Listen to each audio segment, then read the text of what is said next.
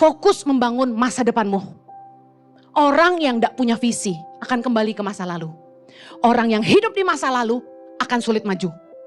Amen. Kalau Anda tidak mau jatuh lagi, mulai lihat ke depan. What should I do with my life? Aku harus bikin apa dengan hidupku? Fokus ke depan. Tinggalkan hidup dosa. 100%. Tinggalkan pergaulan yang salah. Cari support system yang benar. Orang-orang yang bisa nolong kamu untuk terus bertumbuh dalam iman. Menjaga kamu dan menolong kamu. Terbukalah sama pasanganmu. Supaya menjaga engkau tidak jatuh lagi. Dan yang paling Anda harus lakukan adalah ini. Mendekatkan diri sama Tuhan. Mendekatkan diri sama keluarga. Dan mulai fokus bangun masa depanmu. Amen. Ketika pasanganmu gak setia, apa yang Anda harus lakukan? Daripada bersedih, stres, nangis terus, berkepanjangan, bertengkar gak ada habis. Lebih baik dihadapi dan diselesaikan. Katakan amin. Bagaimana menghadapi perselingkuhan? Saya yakin tidak mudah. Teorinya mudah. Menjalaninya tidak mudah. Pasti sakit, pasti kecewa, pasti terluka, pasti marah. Itu reaksi pertama ketika orang tahu dia dikhianati. Baik dalam pertemanan, pacaran maupun dalam pernikahan. Khusus bagi yang menikah dan Anda mendapati pasanganmu tidak setia, apa yang Anda harus lakukan? Yang pertama, ajak pasanganmu untuk bicara baik-baik. Ajak suami dan istrimu bicara baik-baik. Minta pasangan terus terang. Apa sih penyebab perselingkuhan? Tentu ya orang yang selingkuh itu tidak jujur. Pasti kalau ditanya bilangnya enggak. Kita tidak bisa bertanya kalau tidak ada bukti. Nah biasanya di dalam hubungan itu Tuhan sangat baik ya kalau kita sungguh-sungguh mengasihi pasangan kita. Dan kita setia dan kita tulus. Roh Kudus itu bisa kasih hikmat. Bahkan dalam pacaran. Ya. Dalam pacaran sekalipun kalau kita tahu kita ditipu sama pasangan kita, Tuhan itu bisa kasih tahu.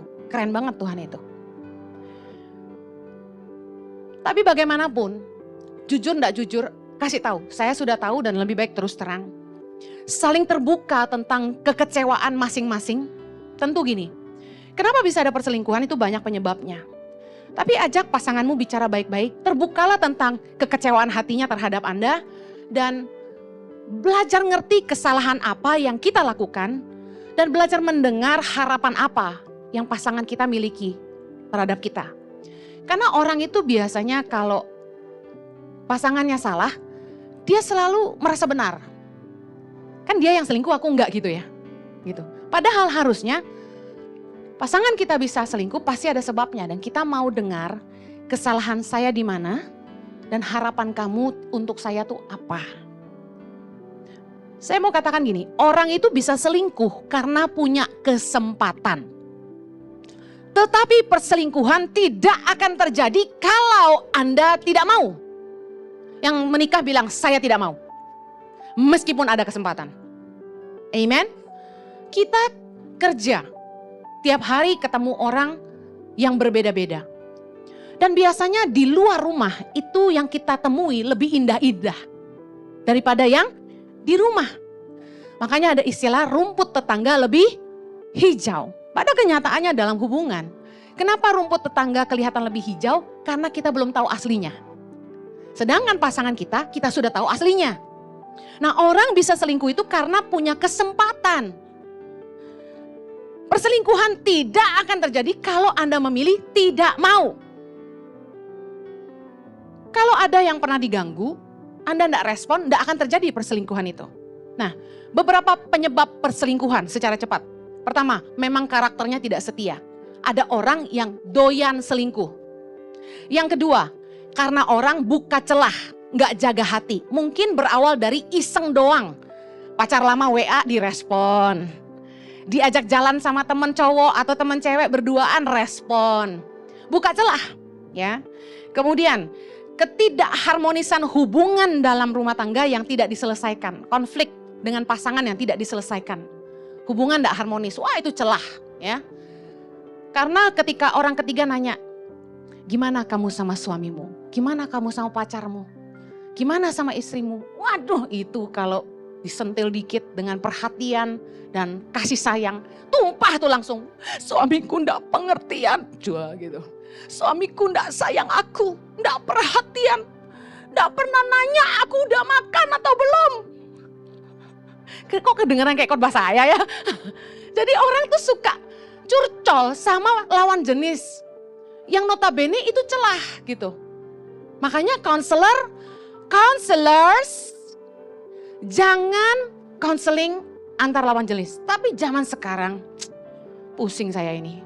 Kok dan di mimbar ini bisa salah. Yang sejenis pun udah bahaya. Ya, haleluya.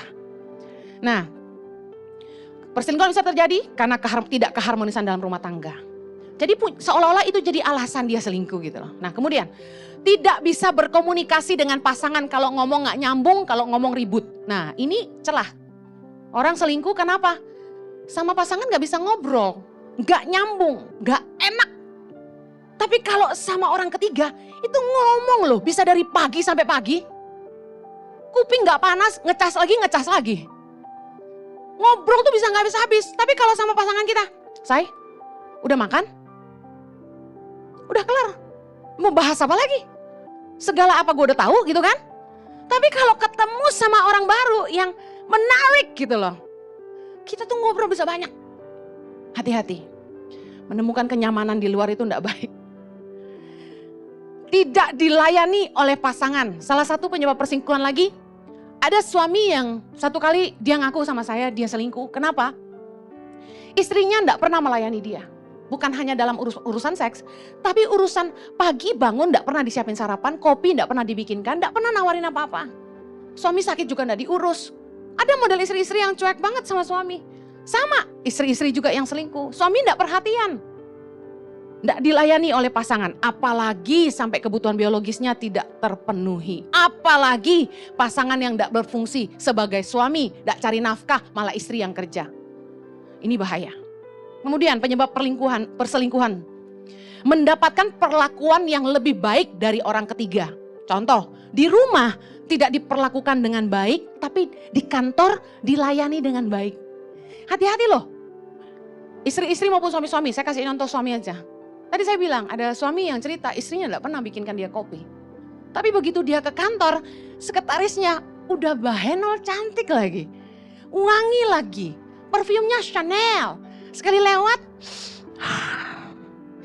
selamat pagi Bapak. Pak Jojo mau minum apa? Saya tahu Pak Jojo suka hot chocolate kan? Saya bikinkan ya Pak ya. Begitu dia bikinin, angetnya pas. Tahu aja laki gue suka hot chocolate gitu kan. Terus datang dikasih. Coba Pak, dicoba dulu. Takutnya kemanisan. Begitu Jojo minum. Ini kan contoh ya. Jojo mah gak punya sekretaris genit gitu ya. Begitu minum, wow, dahsyat. Gaya pendeta, luar biasa, enak sekali. Lebih enak dari yang dibuat Bu Heni, tentu gitu. Kemudian di rumah gak dihargai. Misalnya istrinya kayak saya gitu, pura-puranya loh ya. Jojo, bangunin tuh anak kamu, susah banget tuh banguninnya mau sekolah. Ngomongnya kayak gitu misalnya. Di kantor, Pak Jojo butuh apa hari ini? Ada yang bisa saya bantu? Udah beda nada. Di rumah gak dihargai. Padahal laki-laki itu paling suka dihargai. Siap bos. Di rumah gak pernah dipuji sama suami. Di luar orang bilang kamu cantik sekali. Saya dandan hari ini gak dapat pujian dari suami saya loh. Dia gak bilang saya cantik loh.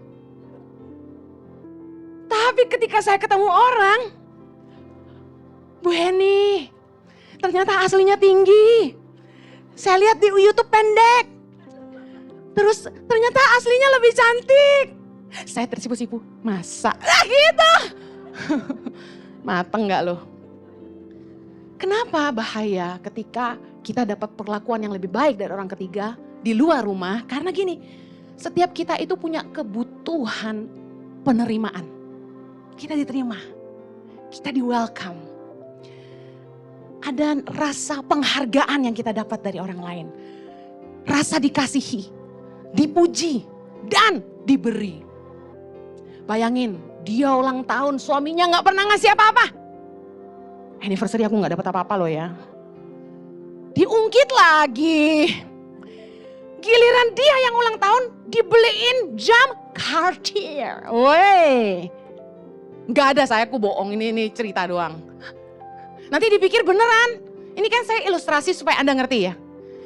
Pasangan sendiri gak pernah ngasih apa-apa, kita dikasih hadiah sama orang lain. Ini bahaya. Dengar baik, kalau orang buka celah, terlena, selesai. Penyebab perselingkuhan banyak sekali, kita tidak cukup waktu untuk bahas. Lalu apa yang harus kita lakukan setelah pasangan kita mau diajak ngomong baik-baik dan dia terus terang. Misalnya dia bilang, abis kamu kasar, abis kamu selalu merendahkan. Maaf ya, beberapa orang konseling sama kami. Suaminya tuh merasa direndahkan karena istrinya dari keluarga orang kaya. Jadi dia tidak hormat sama suaminya. Apalagi suaminya tidak kaya. Jadi pernikahan ini ingat, respect itu sangat penting. Merasa dicintai itu penting. Nah kalau suami sudah terus terang, apapunlah kesalahannya. Nomor 2, kalau pasanganmu mau bertobat, ampunilah dan saling introspeksi dirilah. Masalah ada karena dua-duanya salah. Ketika perselingkuhan terjadi, bukan satu kesalahan, ada 2 kesalahan. Dua-dua salah. Kolose 3 ayat 13, sama-sama kita baca. Kolose 3 ayat 13, sama-sama yuk, 3, 2, 1. Sabarlah kamu seorang terhadap yang lain, dan ampunilah seorang akan yang lain. Apabila yang seorang menaruh dendam terhadap yang lain, sama seperti Tuhan telah mengampuni kamu, kamu perbuat jugalah demikian. Kalau orang tuh salah sama kita, firman Tuhan berkata, ampunilah, katakan ampunilah. Seperti Tuhan telah mengampuni kamu, ampunilah orang lain. Di sini saya ingin lihat siapa yang tidak pernah salah, angkat tangan. Wah, luar biasa. Kita semua pernah salah, amen. Saya ingin tanya lagi, berapa banyak Anda yang kalau Anda berdosa, Anda ingin diampuni Tuhan? Angkat tangan. Kalau kita ingin diampuni, ampunilah orang lain. Kalau saya mau diampuni, saya juga harus belajar mengampuni. Pasangan kita sudah ngaku, kalau dia mau bertobat, ampuni. Kasih kesempatan. Orang itu bisa salah. Saya enggak mau bilang, kalau misalnya dia selingkuh lagi Anda maafkan. Karena tadi saya sudah bilang, ada penyebab perselingkuhan karena doyan karakternya. Nah ini kasus khusus yang Yesus bilang tidak bisa diusir kalau bukan karena doa dan puasa. Model ini, jenis ini enggak bisa diatasi tanpa doa dan puasa. Sulit, ini udah spirit, roh perzinahan. Nah bagaimana kalau pasangan enggak mau bertobat? Tapi malah memilih meninggalkan kita dan memilih selingkuhannya. Nah, 1 Korintus 7 ayat 15. Rasul Paulus membahas. Baca sama-sama. Tetapi kalau orang yang tidak beriman itu mau bercerai, biarlah ia bercerai. Dalam hal yang demikian, saudara atau saudari tidak terikat. Tetapi Allah memanggil kamu untuk hidup dalam damai sejahtera. Firman Tuhan mengajar kita gini. Inisiatif untuk bercerai itu enggak boleh dari kita.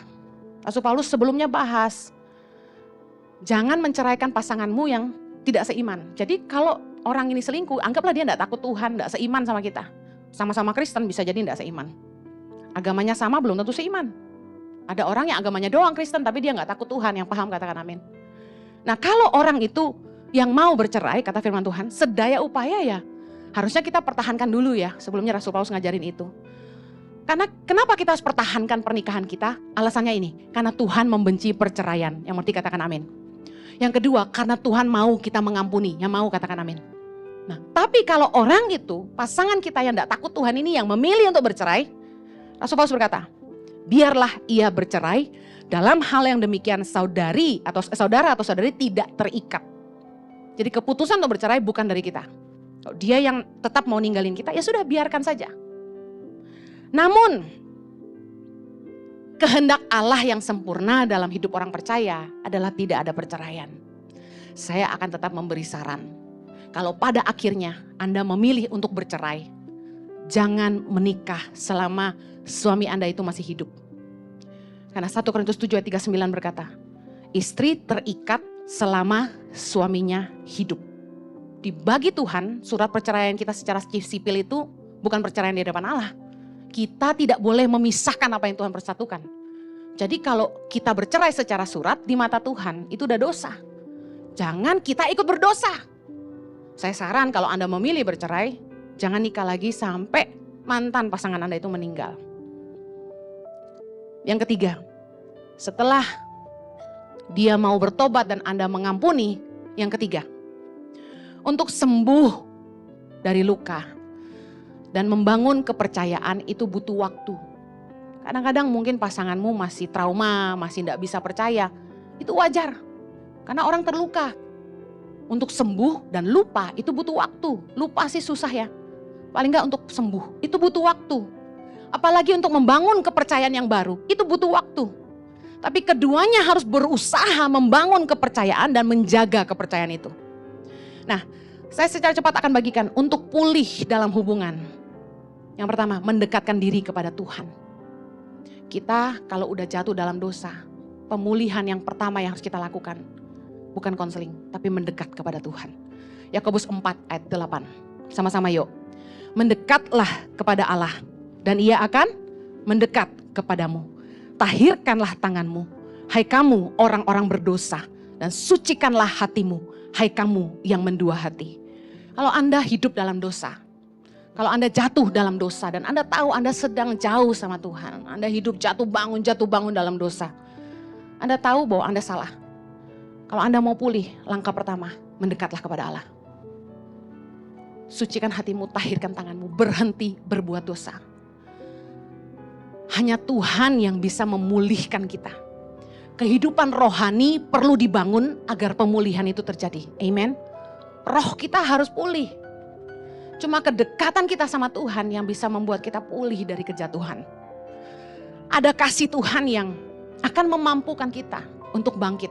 Bagi Anda yang disakiti, kalau Anda mendekatkan diri kepada Tuhan, ada kasih Tuhan yang memampukan Anda untuk mengampuni pasanganmu. Yang jatuh dalam dosa ketika Anda mendekatkan diri kepada Tuhan, ada kasih karunia Tuhan yang akan memampukan Anda hidup benar dan kudus.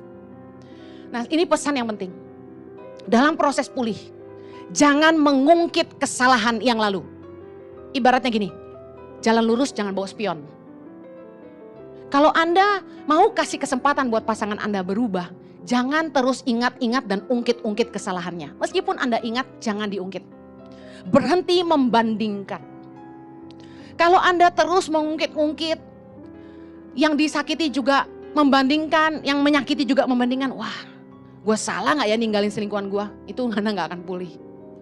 Terus ngingetin orang. Orang yang mau berubah, yang dia perlu terima adalah kepercayaan untuk berubah dan ruang untuk dia berubah.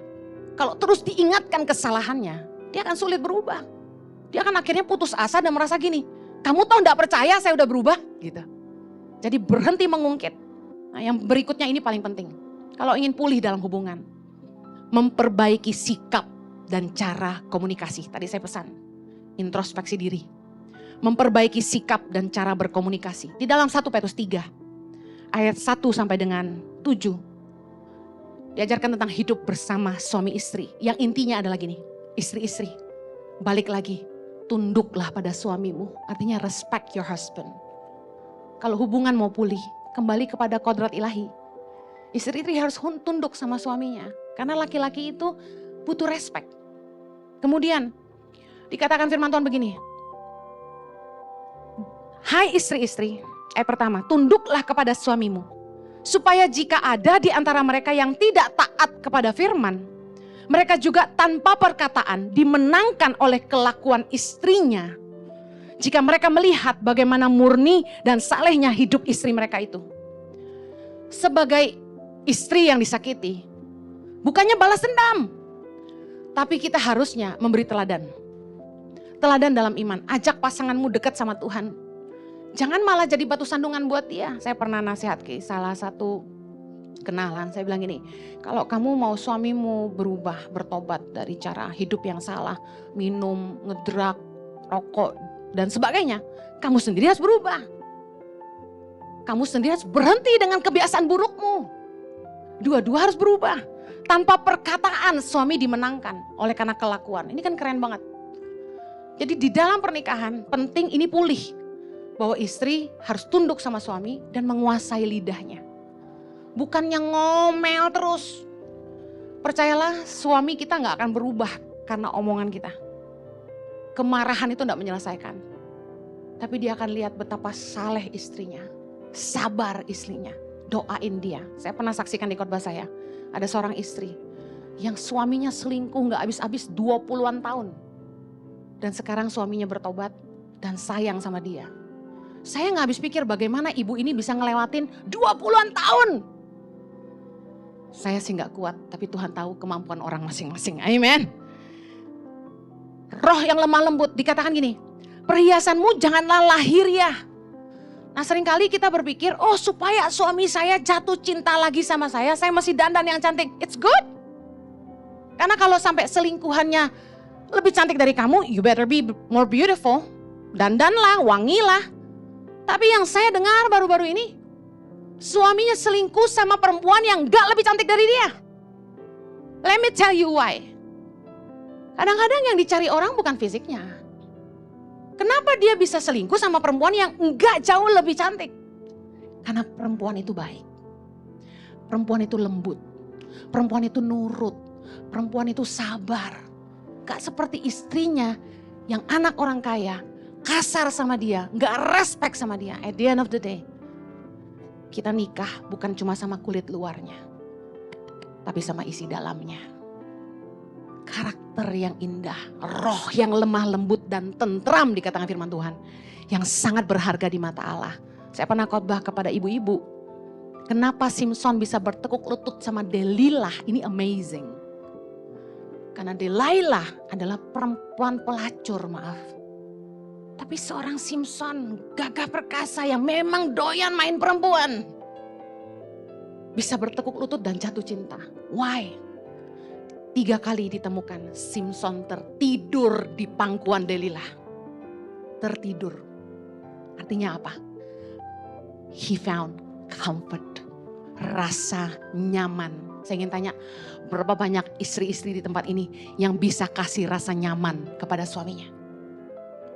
Di dalam hubungan, kita penting memberi rasa nyaman kepada pasangan. Yang laki-laki juga. Dalam 1 Petrus 3 ayat 1 sampai 6 semuanya dibahas untuk perempuan. Tadi tunduk, punya roh yang lemah lembut dan tentram. Lalu dibilang seperti Sarah taat kepada Abraham dan memanggil dia tuannya. Dikasih contoh buat perempuan-perempuan. Jadilah istri-istri itu yang respect sama suaminya seperti Sarah memanggil Abraham tuannya. Tapi 1 ayat buat laki-laki. Yang buat laki-laki dibilang gini, hai suami-suami, hiduplah bijaksana dengan istrimu sebagai kaum yang lebih lemah. Hormatilah mereka sebagai teman pewaris dari kasih karunia, yaitu kehidupan, supaya doamu jangan terhalang. Biasanya di banyak ayat dikatakan, istri-istri tunduklah pada suamimu, hormatilah suamimu. Tetapi saya senang banget ayat ini. Ternyata suami pun harus menghormati istri. Istri-istri katakan, kurang keras istri-istri katakan. Amen. Karena banyak kali istri gak dihargai sama suami. Waktu masih gadis, ayu, kenceng, kinclong. Wah, perlakuannya kayak princess. Tapi begitu udah ngelahirin anak, udah kendor, menua, rambut gak jelas, gak tahu dandan karena masih ngurus anak dan masak, disia-siakan. Makanya perempuan-perempuan harus jaga. Berapapun anakmu harus tetap jaga. Amen. Jangan sampai suamimu ke kantor lihat Cinderella yang jadi putri, princess. Ke rumah lihat Cinderella yang jadi bibi. Anda pastikan, make sure suamimu lihat kamu, dia bangga.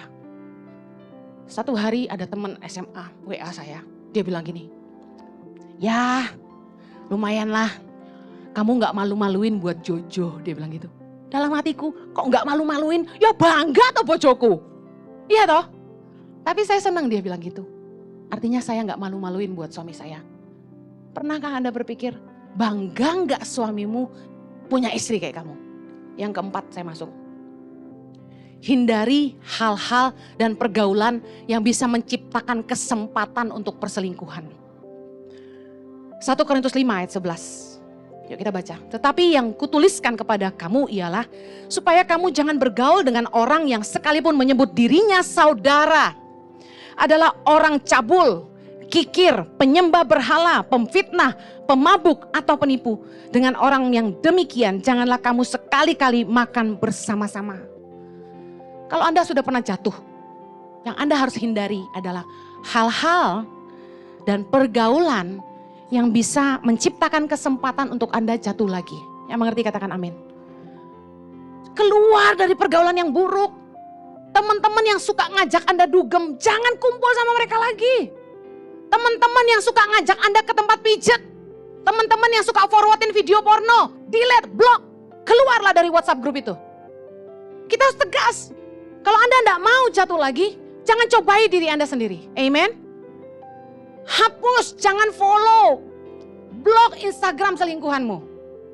Nggak usah ngecek-ngecek. Apa kabarmu? Nggak usah. Goodbye my love. Forever. Kalau mau taubat tuh 100%. Amen. Jangan berada di komunitas yang membuat kamu hidup dalam dosa lagi.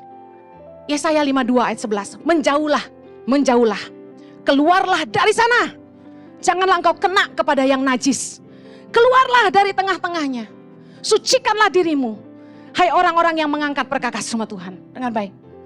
Kita itu enggak bisa hidup benar. Enggak bisa pulih. Kalau kita mencobai diri sendiri. Salah satunya. Dengan tetap bergaul dengan orang-orang yang dulu ngajak kita hidup dalam dosa. Kenapa? Untuk bertobat itu butuh support system. Barang siapa yang ingin bertobat sungguh-sungguh, Anda harus keluar dari pergaulanmu yang buruk. Anda harus cari komunitas yang sehat, komunitas yang membangun imanmu. Teman-teman baru, saudara seiman yang bisa menguatkan kamu, mengingat kamu, menjaga kamu. Jangan tetap berada di komunitas yang support system yang tidak sehat buat kamu. Amen. Yang terakhir, fokus membangun masa depanmu. Orang yang tidak punya visi akan kembali ke masa lalu. Orang yang hidup di masa lalu akan sulit maju. Amen. Kalau Anda tidak mau jatuh lagi, mulai lihat ke depan. What should I do with my life?